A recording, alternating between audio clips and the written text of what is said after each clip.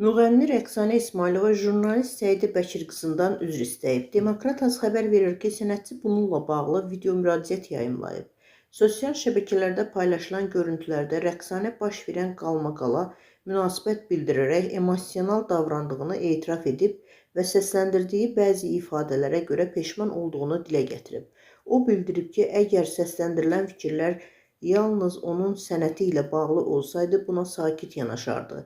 Səidə xanım, mənim sənətim haqqında fikir bildirsəydi, bəlkə də susardım. Bunu normal qarşılayardım.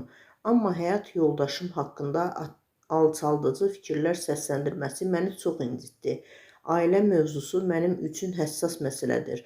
Bu səbəbdən əsəblərimə hakim ola bilmədim və bəzi sərt ifadələr işlətdim. Rəqsanə qeyd edib ki, məsələnin bu qədər böyüyəcəyini və ictimai müzakirəyə çevriləcəyini gözləməyib. Vəziyyətin bu yerə gəlib çıxacağını bilməzdim. Emosional an idi. Düşünmədən danışdım. Sonradan başa düşdüm ki, belə hallar heç kimə xeyir gətirmir.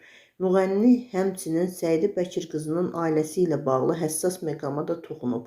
O, jurnalistin atasının vəfat etdiyini bilmədiyini deyərək başsağlığı verib. Səidə xanımın atasının dünyasını dəyişdiyini bilmirdim. Allahdan atasına qəni-qəni rəhmət diləyirəm. Anasının gözlərindən öpürəm. Bir daha üzr istəyirəm.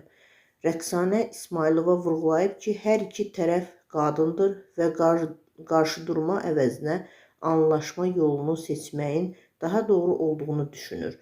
Biz qadınıq, düşmən kimi yox, əksinə bir araya gəlib danışaraq bu məsələni həll edə bilərik. İstərdim ki, görüşüb söhbət edək, vəziyyəti aydınlaşdıraq və bu mövzunu bağlayaq.